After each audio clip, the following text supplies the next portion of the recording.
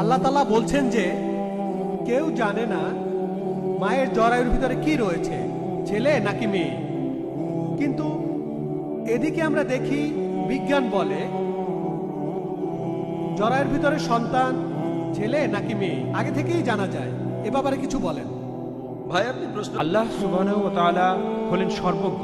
তিনি অতীত, বর্তমান, ভবিষ্যতের সবকিছু জানেন।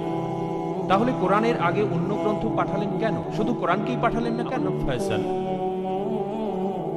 আপনি কোরআনের এই কথাটা কিভাবে ব্যাখ্যা করবেন যে আল্লাহ সুবহানাহু ওয়া তাআলা হলেন সর্বজ্ঞ, তিনি অতীত, বর্তমান, ভবিষ্যতের সবকিছু জানেন। তাহলে কোরআনের আগে অন্য গ্রন্থ পাঠালেন কেন? শুধু কোরআনকেই পাঠালেন না কেন? ভাই, আপনি প্রশ্ন করেছেন যে আল্লাহ সুবহানাহু ওয়া তাআলা কেন পবিত্র কোরআনকে প্রথমে পাঠাননি, কেন তিনি আগে অন্যান্য কিতাবগুলি পাঠিয়েছেন তারপর কোরআন পাঠিয়েছেন। যেন আমাকে প্রশ্ন করলেন কেন আমি প্রথমে ডাক্তারি পড়াশোনা করিনি, কেন আমি প্রথমে ক্লাস 1, 2, 3 পাস করে তারপর ডাক্তারি পড়তে গেছি। আপনাকে ধাপে ধাপে এগোতে হবে। কোরআনের আগে যেসব আসমানি কিতাব নাজিল হয়েছিল, আমি এক কথা আগেও বলেছি, সেগুলো একটা নির্দিষ্ট জাতি আর নির্দিষ্ট সময়ের জন্য পাঠানো হয়েছিল। পবিত্র কোরআন নাজিল হয়েছে সমগ্র মানব জাতির জন্য, আর কোরআনের নির্দেশ পৃথিবীতে থাকবে চিরদিনের জন্য। সেজন্য আগের আসমানি কিতাবগুলি সেই সময়ের জন্য। আল্লাহ ঠিকই ভেবেছিলেন, তিনি সবকিছু জানেন। তিনি জানতেন কখন আসমানি কিতাব পাঠাতে হবে। এমন নয় যে আরো আগেই পাঠাতেন। যেমন একজন টিচার জানেন ছাত্রকে কতখানি পড়াতে হবে, এর বেশি পড়ানোর দরকার নেই। তাই আল্লাহ ঠিক করেছেন মানুষ এখন সেই স্তরে উঠতে পেরেছে যাতে তাদের উপর চূড়ান্ত কিতাব নাজিল করা যায়। আল্লাহ জানতেন যে তার আগের সময়টাতে নাজিল করা ঠিক হতো না, তাই আগের একটা আসমানি কিতাবও সংরক্ষণ করা হয়নি, শুধুমাত্র পবিত্র কোরআন বাদে। কারণ কোরআন সর্বশেষ এবং চূড়ান্ত আসমানি কিতাব।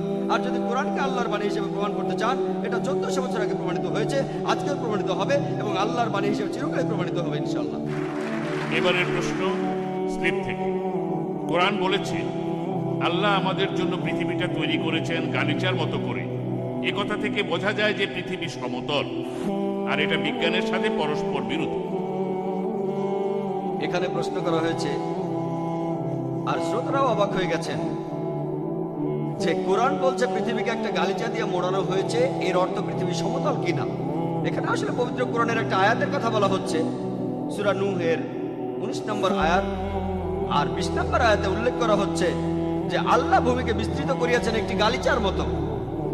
কিন্তু এর পরের আয়াতে উল্লেখ করা হয়েছে 20 নম্বর আয়াতে, যাহাতে তোমরা চলাফেরা এবং ভ্রমণ করতে পারো প্রশস্ত পথে। আমি আমার লেকচারে বলেছি, আজকের ভূতত্ত্ববিদরা বলেন আমরা পৃথিবীতে যে আবরণের উপর বাস করি সেটা 1 থেকে 10 মাইল পুরু। পৃথিবীর পুরো ব্যাসার্ধের 1%-এরও কম। পৃথিবীর ব্যাসার্ধ হলো 3750 মাইল।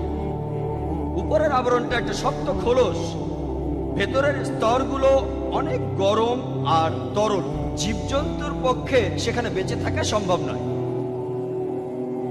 কোরআন কোন জায়গায় বলছে না যে পৃথিবী সমতল। এখানে একটা উপমা দেওয়া হচ্ছে যে আল্লাহ ভূমিকে বিস্তৃত করেছেন গালিচার মতো।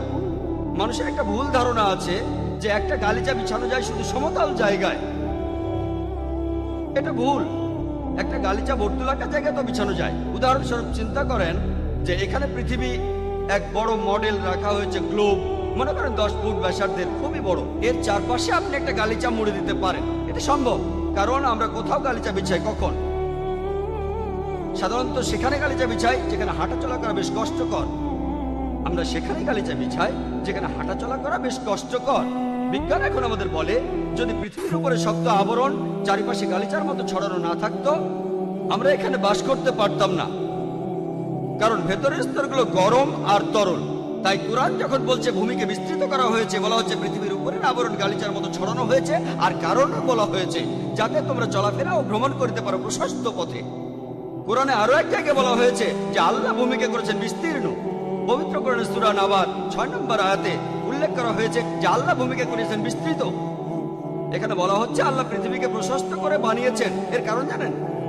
এর উত্তর আছে সূরা আনকাবুতে 56 নম্বর আয়াতে। এখানে উল্লেখ করা হয়েছে, বলা হয়েছে আমি তোমাদের জন্য পৃথিবীকে প্রশস্ত করিয়াছি যাহাতে তোমরা শুধুমাত্র আমারই ইবাদত করো। যাতে করে আপনি বলতে না পারেন আমি যে পরিস্থিতিতে ছিলাম, হতে পারে বোম্বেতে, এখানে পরিস্থিতি খারাপ ছিল, সেজন্য আমি সেখানে কোনো ভালো কাজ করতে পারিনি, খারাপ কাজ করেছি। আল্লাহ বলছেন পৃথিবী তোমাদের জন্য প্রশস্ত আর বিস্তৃত, অনেক জায়গা আছে। খারাপ কাজের জন্য আপনি কোনো অজুহাত দেখাতে পারবেন না, পরিস্থিতি দোহা দিতে পারবেন না। সেজন্য শুধু আল্লাহ সুবহানাহু ওয়া তাআলার ইবাদত করুন। পবিত্র কোরআনে এমন কোনো আয়াত নেই যেটা বলছে পৃথিবী সমতল। আসলে আমি আমার লেকচারেও বলেছি, পবিত্র কোরআনে সূরা লুকমানের 29 নম্বর আয়াতে আছে, আর সূরা জুমারের 5 নম্বর আয়াতে বলা হয়েছে পৃথিবী আসলে বর্তুলাকার।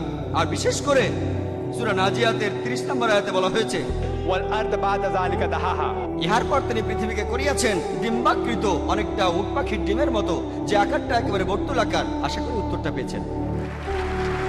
এবারে বাম দিকের মাইক থেকে। আসসালামু আলাইকুম ওয়া রাহমাতুল্লাহি ওয়া বারাকাতুহু। আমার নাম আব্দুস সুবহান, আমি একজন অ্যাকাউন্টেন্ট। পবিত্র কোরআনে আছে, আল্লাহ তাআলা বলছেন যে কেউ জানে না মায়ের জরায়ুর ভিতরে কি রয়েছে, ছেলে নাকি মেয়ে। কিন্তু এদিকে আমরা দেখি বিজ্ঞান বলে জরায়ুর ভিতরে সন্তান ছেলে নাকি মেয়ে আগে থেকেই জানা যায়। এ ব্যাপারে কিছু বলেন। ভাই, আপনি প্রশ্ন করেছেন যে কোরআন বলছে আল্লাহ তাআলা ছাড়া কেউ বলতে পারবে না মায়ের গর্ভে সন্তানের লিঙ্গ কি হবে।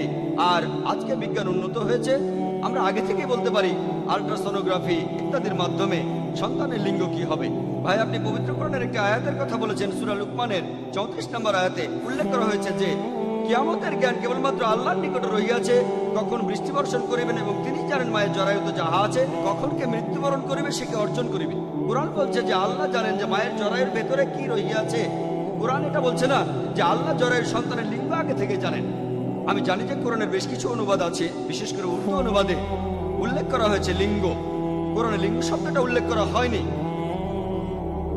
এখানে কোরআনের সূরা লুকমানের 34 নম্বর আয়াতে লিঙ্গের কথা বলা হয়নি, বলা হয়েছে আল্লাহ তাআলা ছাড়া কেউ জানেন না মায়ের জরায়ুতে কি আছে।